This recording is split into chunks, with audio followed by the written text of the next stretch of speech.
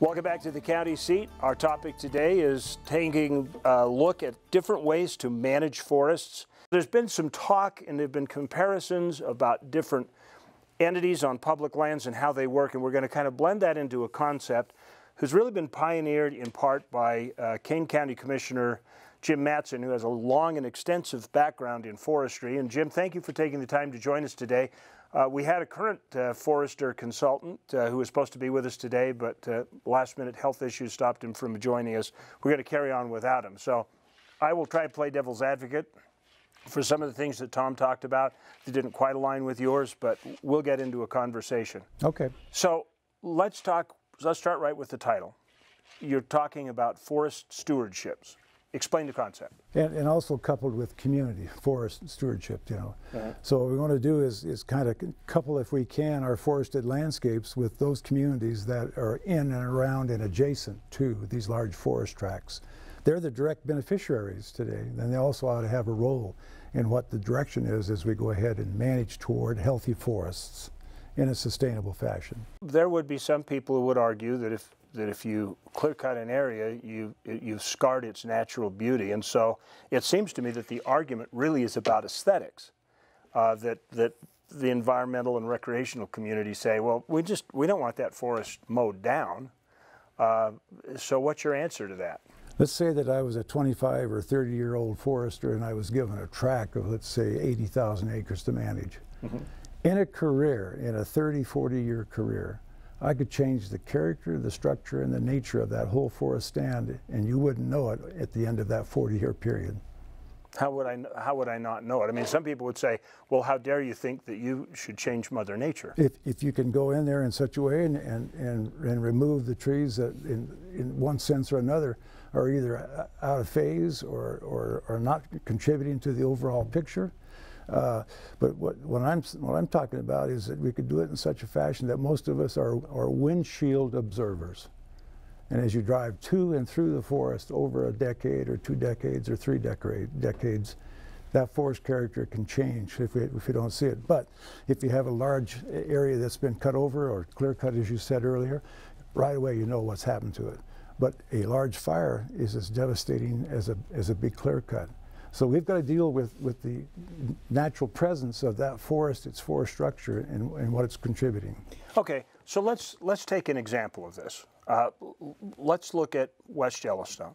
Okay, the Yellowstone Fire was it was a game changer for public lands, and they said, well, we're going to let it burn. It's going to be natural. We're not going to fight it.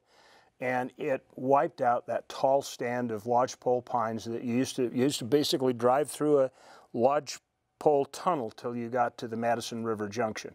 And then it was all gone. It was nothing but cinders, and even most of the tree trunks within a period of 2 or 3 years toppled over, and you just had a barren landscape. It's now been, what, 35, 40 years since that fire? When was that, 87 or something like that? Yeah, it's 30 plus, yes. 30 plus years. And you just now are at a point where you have what I would call a young, maturing forest. You don't have any tall trees, none.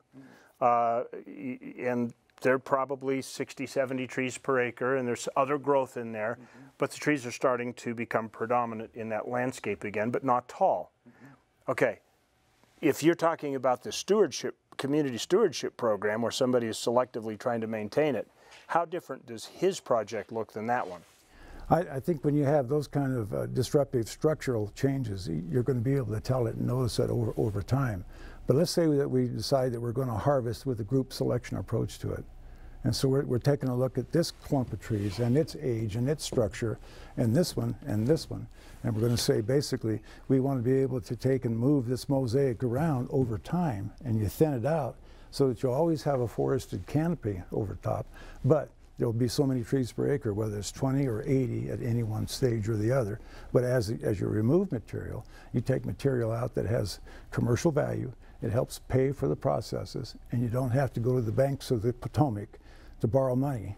Do you think it's actually self-sustainable, where the cost of maintaining the forest because of the product pulled out is going to equal the cost to maintain it? Absolutely. And it was going on before until we got tied up into these NEPA battles over the NGOs and their approach to wanting to be able to determine outcomes. And what happens? We stalled the whole thing out. Okay, and so explain how that process worked. What happened there? There was an approach toward managing forested areas that would say that in a given period of time that the removals would equal, let's say, 10, 15 million feet per year. Mm-hmm. And if you kept that on a steady schedule, and it should be less than millions of board feet per year, but more about acres treated, and the objectives that we're going to put in on the ground for the watersheds and the tree species that are there, then we would be looking at the means by which, how do we then make those selections and do it in a cogent enough fashion so that the courts and NEPA challenges don't unnecessarily, the appeals and lawsuits, choke it down. So how different is that doing this community stewardship program? How is that different than just doing timber sales to achieve that goal through the Forest Service?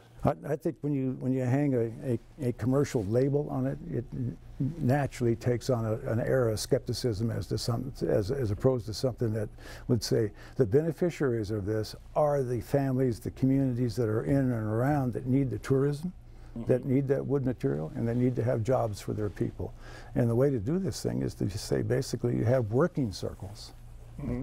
And here's another working circle. And in the areas there, then you determine a forest management approach to whether it's going to be a selective harvest or it's going to be even age harvest or whatever it takes. And then you say, this is what we're going to offer. But you're also going to say to that particular community, you come up with your family stewards that are going to live there and are going to take on these contracts and these jobs to do this thing. There's a working model for this right now, and it's called grazing. This simply mirrors that same approach.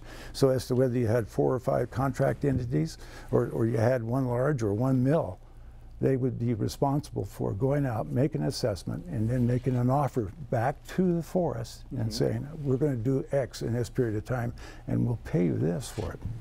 And so they would actually be paying for the process, kind of like when they would do timber sales, except that it would be over a longer period of time? Over a period of time, but there would be annual increments based on what's removed. And that would be to some prescription that actually enhances the situation so that you don't end up with a forest that's standing ready to collapse through either a insect attack and or fire. So what does a healthy forest look like? Well, that's a good one, because to me it has several age classes in it, scattered around on it.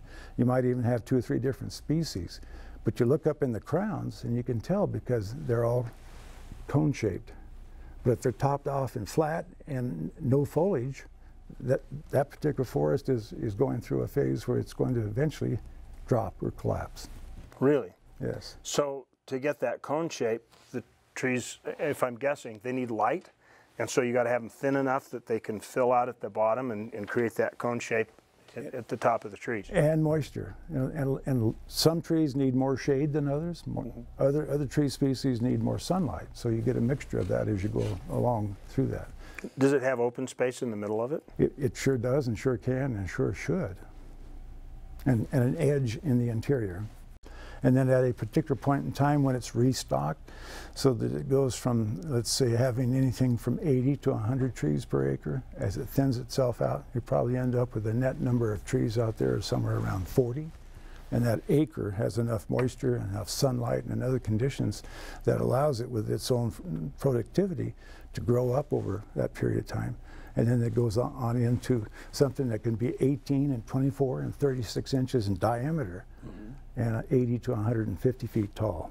And then you pull those trees out and selectively, and so you basically have within a 60 or 70 acre area a little bit of everything. Yes. In actuality, what you want to do is have it in such a condition so that you don't have fuel ladders from the littlest trees to the next size trees, so that when the ground fire comes through the grass, it goes to the top.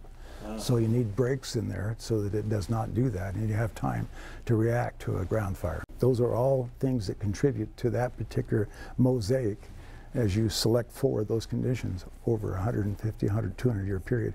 The problem is that we don't live to be 300 years old.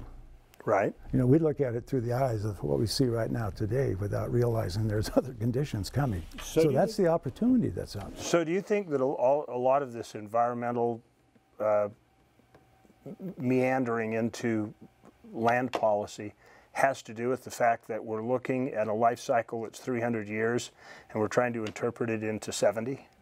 Or 20 to 70, or whatever the Right. case may be. Yes, I think very, if you will, short-sighted, without knowing what the end result could possibly be. One last question. If this community forest stewardship program had been in place 10, 12 years ago, would the outcome of the Steed sawmill in Escalante been different? Yes. And the one in Beaver, you know, and still being able to keep the one in Panguitch functioning, you know, as we look ahead at this, yes. You still would, see, instead of having people knocking heads over a 1,500 acre tract or 2,000 acre tract, you'd say basically, all right, we're going to talk about working circles. And it's going to have so many acres and so much standing forest capacity that needs so much activity and so much work. We want you to give us a proposal for a 20-year period. And then when that period is defined, then you write a contract, and then you write the processes by which it's carried out, and then the removals are balanced on that, and then the payments start taking place. And then the Forest Service still has some oversight capacity to make sure that the standards of what it's supposed to look like at the end of the 20 years is what they envision. Absolutely. And once again, they have a working model for this now in their livestock grazing programs. Okay. With AUMs and operators. It's a fascinating concept. I hope people listen. I do too. We're going to work on it. Thanks, Jim, for taking the time. You bet. Thank you for joining us. We'll be back right now. We'll take a look a little closer at what healthy versus unhealthy versus burnt looks like here on the county seat. We'll be right back.